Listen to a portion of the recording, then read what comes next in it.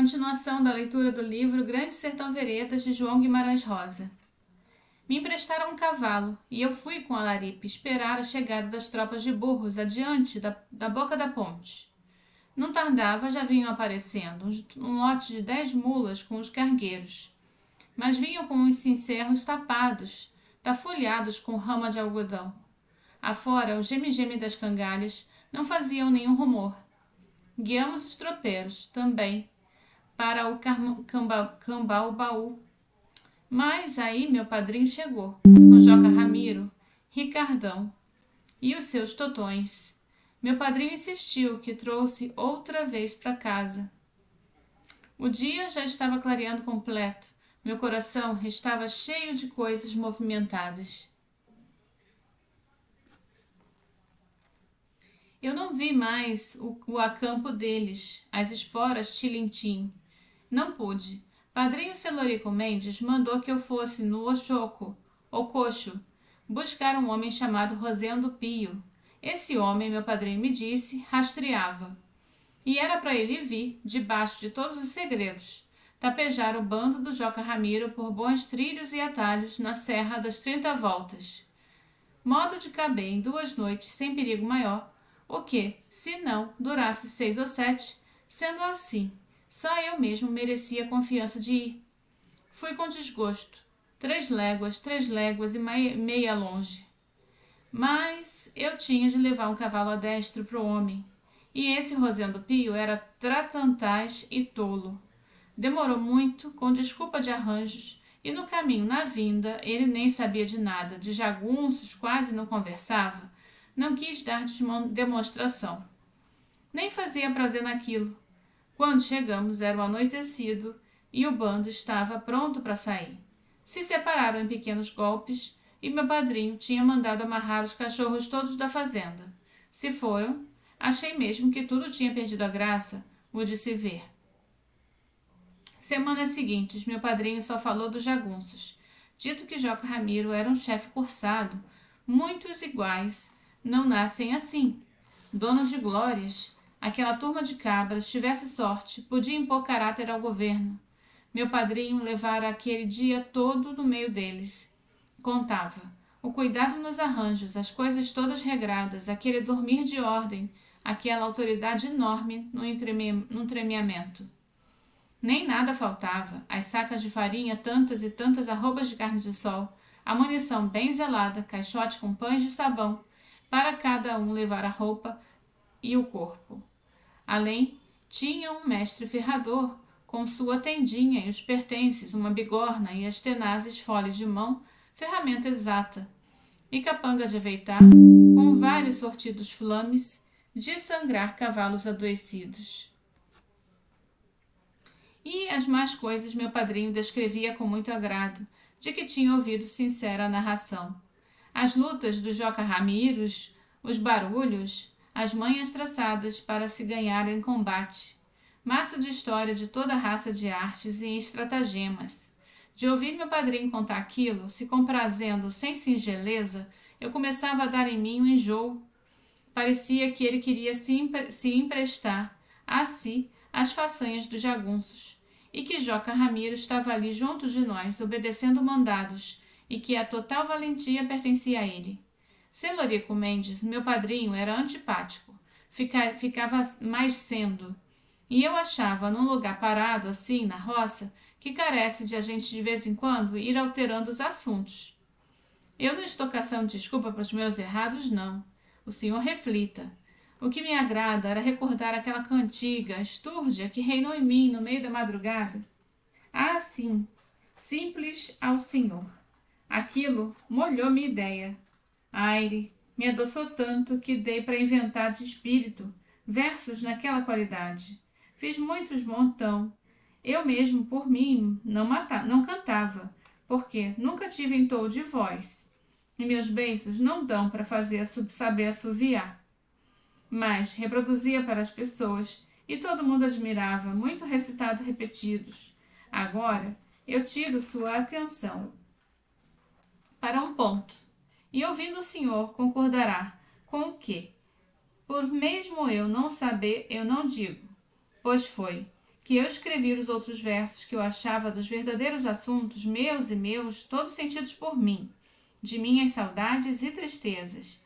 Então, mas esses, que na ocasião prezei, estão goros, remidos em mim, bem morreram, não deram cinza. Não me lembro de nenhum deles nenhum. O que guardo no giro da memória é aquela madrugada dobrada inteira. Os cavaleiros no sombrio amontoado, feito bichos de árvores, e refinfim de orvalho e a estrela d'alva aos grilinhos no campo. O pisar dos cavalos é a canção de Ciruís. Algum significado isso tem. Meu padrinho Celorico Mendes me deixava viver na lordeza, no São Gregório. Do razoável de tudo eu dispunha. Querer querendo, e de trabalhar seguido, eu nem carecia. Fizesse ou não fizesse, meu padrinho me apreciava, mas não me louvava. Uma coisa ele não tolerava, e era só, que alguém indagasse junto com quanto custa era o dinheiro que ele tinha. Como isso eu nunca somei, não sou espécula. Então eu vivia com o meu bom corpo. Alguém há de achar algum regime melhor? Mas um dia, de tanto querer nem pensar no princípio disso, eu acabei me esquecendo quem me disseram que não era à toa que minhas feições copiavam o retrato de Celorico Mendes, que ele tinha sido meu pai. Afianço que no escutar em roda de mim e tonto ouve, o mundo todo me desproduzia, numa grande desonra. Pareceu até que, de algum encoberto jeito, eu daquilo já sabia. Assim já tinha ouvido de outros aos pedacinhos, ditos e indiretas, que eu desolvia. Perguntar a ele fosse... eu não podia não. Perguntar a mais pessoa nenhuma chegava. Não desenquetei a cabeça, ajuntei meus trens, minhas armas, selei um cavalo e fugia de lá. Eu fui até a cozinha, conduzi um naco de carne, 2 punhados de farinha no bornal. Achasse algum dinheiro à mão, pegava. Disso eu não tinha nenhum escrúpulo.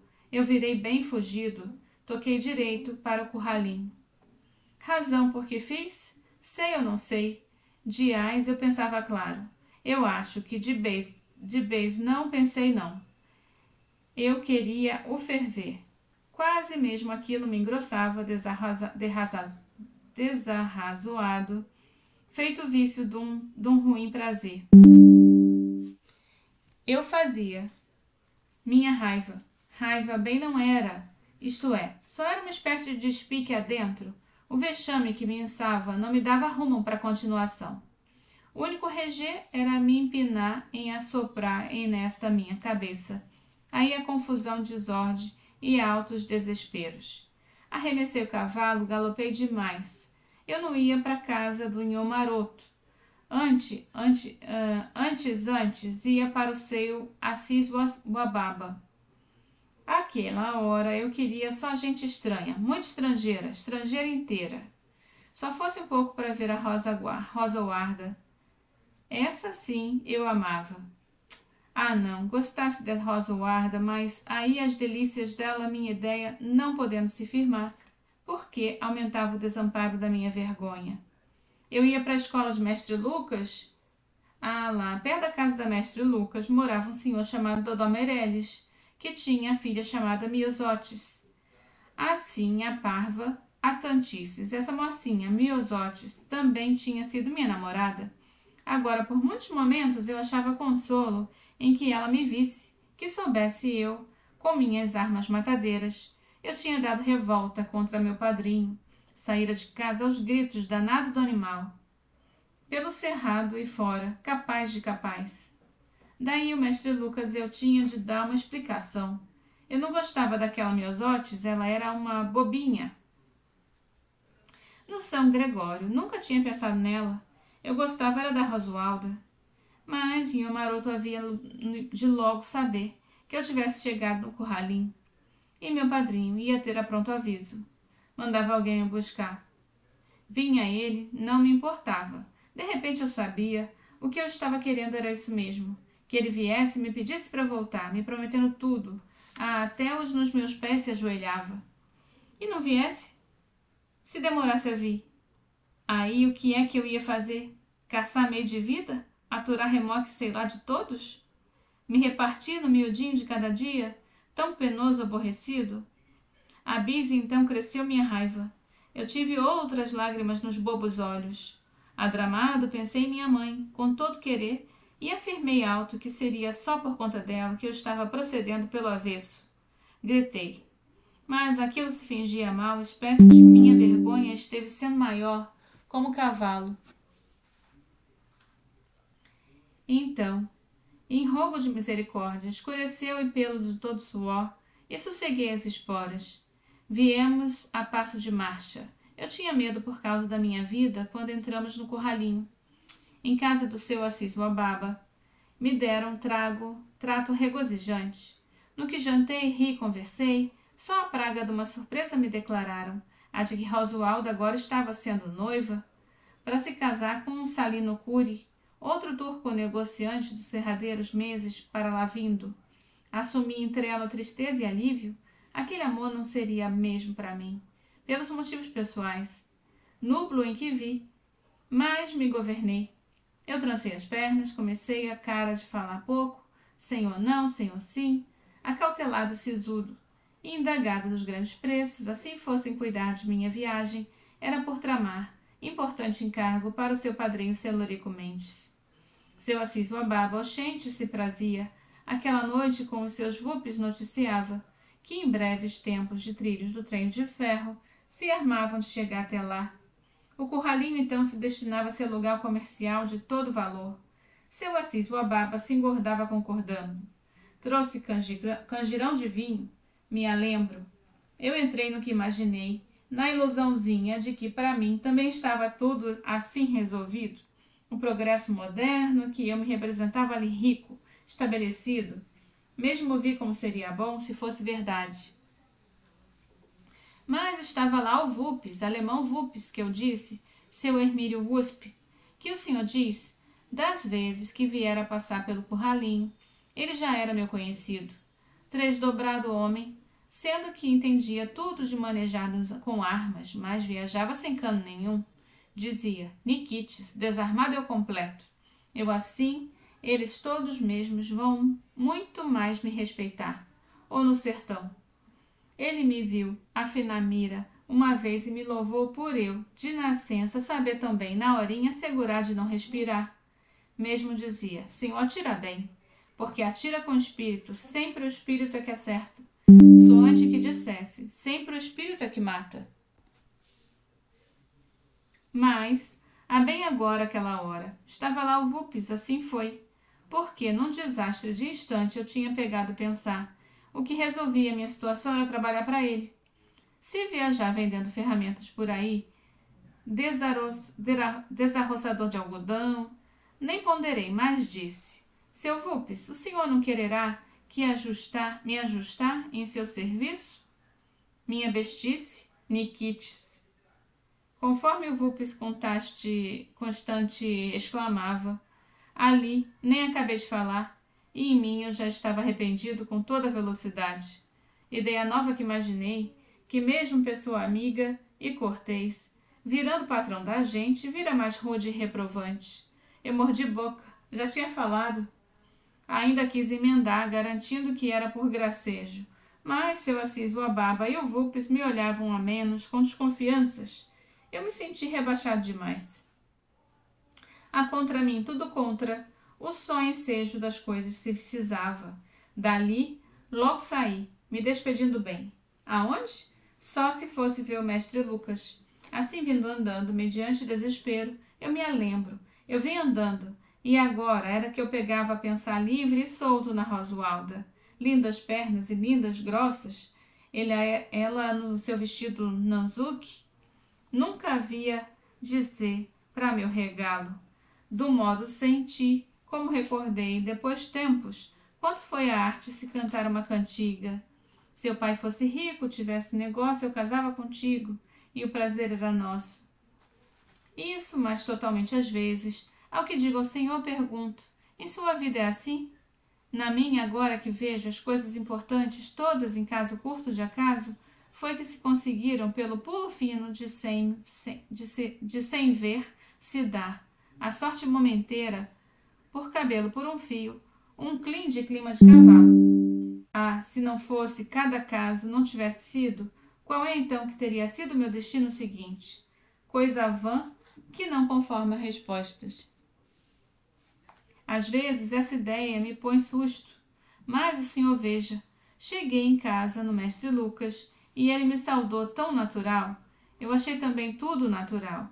Eu estava cansado.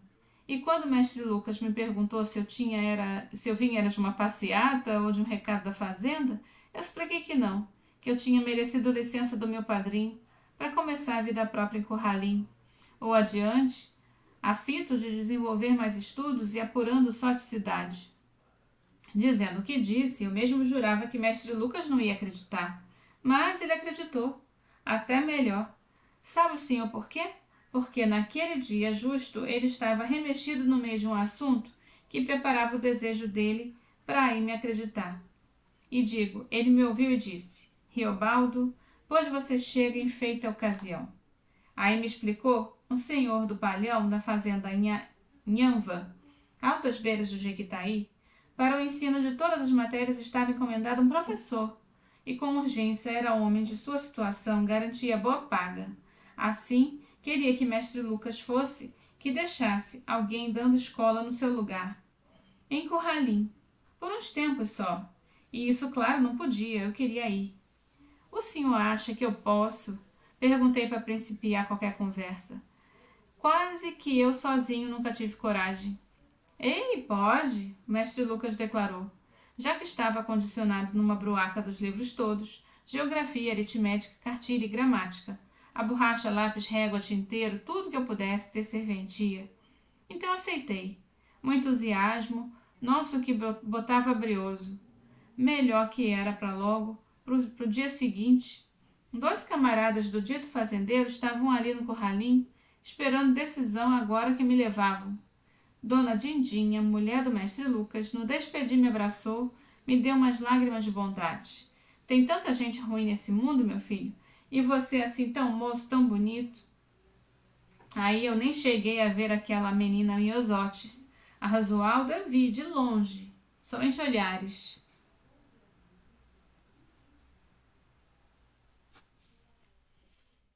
Os 2 camaradas, entanto percebi, eram camaradas, eram capangas, mas sujeitos de seu trato, sem altos e baixos, nem de maiores asperezas. Me deram toda a consideração. Viajamos juntos 4 dias, quase 30 léguas.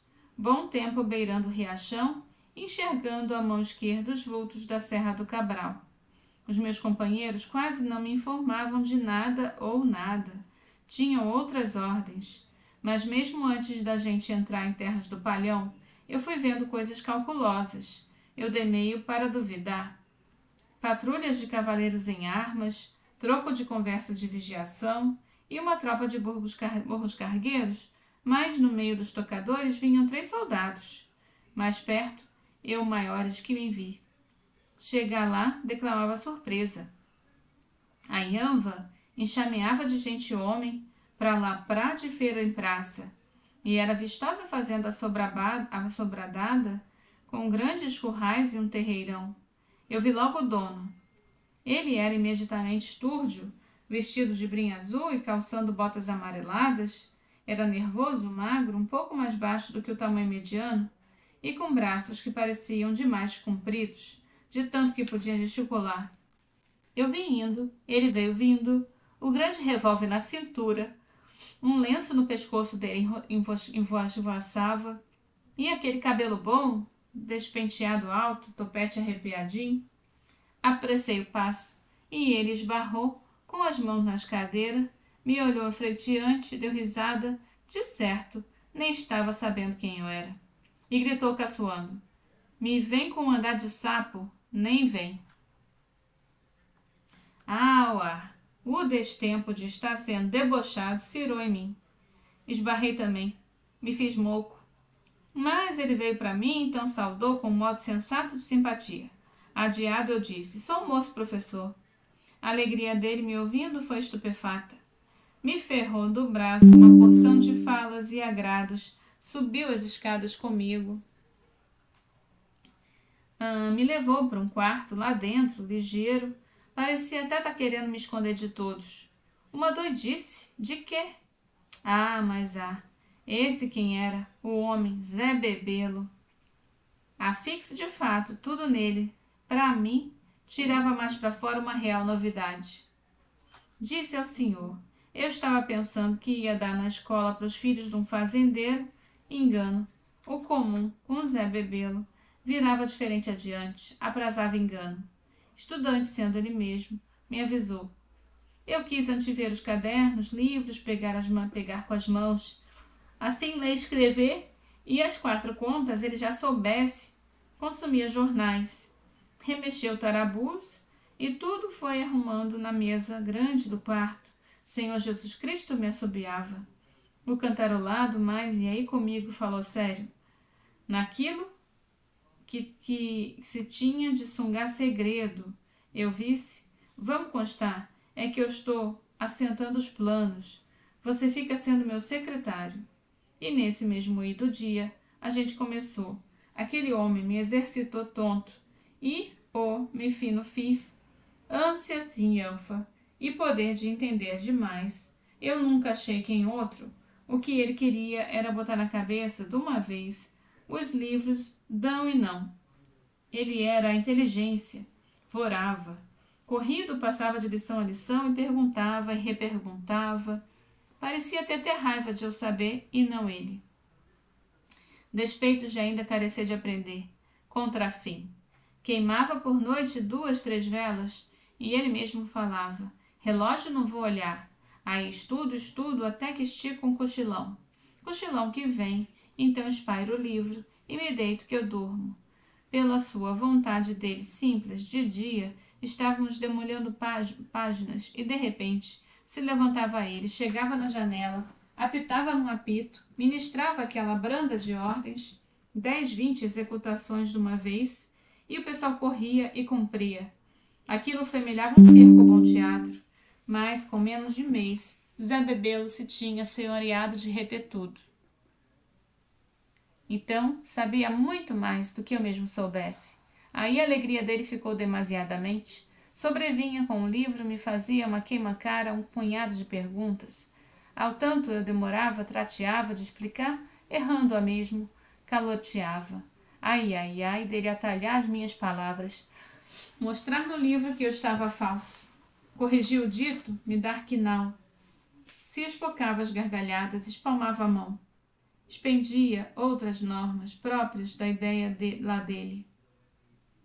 E sendo feliz de nessas dificuldades me ver, eu já ignorante, esmorecido, escabriado, só aí digo foi que ele ficou gostando de mim. Certo, me deu um abraço, me gratificou em dinheiro e me fez firmes elogios. Seu Baldo, já tomei os autos de tudo, mas carece de não se ir embora não. Mas antes, prossegui, sendo secretário meu, eu aponto por esse norte, por fazer fatos que você não se arrependerá. Me disse, norte mais bandas, soprou só, enche que ventana. Porque ele tinha me estatufado de todos os projetos, como estava reunindo e pervalendo aquela gente para sair para o estado acima, em comando da grande guerra. O fim de tudo que seria romper em peito de bando em bando, acabar com eles, liquidar com jagunços, até o último relimpar o mundo da jagunçada braba. Termino aqui, continuo na próxima leitura. No livro é página 130, da editora Nova Fronteira. Tchau, tchau.